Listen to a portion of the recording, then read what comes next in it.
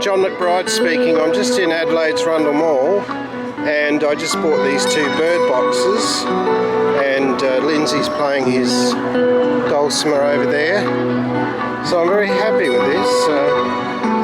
Yeah, inside the boxes there are other articles, so it's quite easy to carry. Just pop the little box in the bigger box, and there's Lindsay over there. I just said hi to him.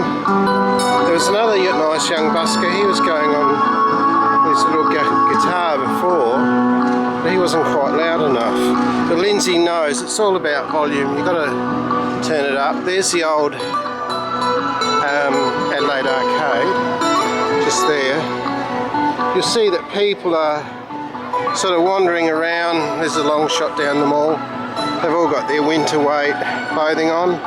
Winter woolies and jackets and things. There's the old Regent Picture Theatre. I used to go as a boy. Saw a lot of great films in there. So this is where I am. Yeah. I got my ring of evangelism on today. I don't normally wear that, but I thought, oh well, pop it on. So anyway, I just sort of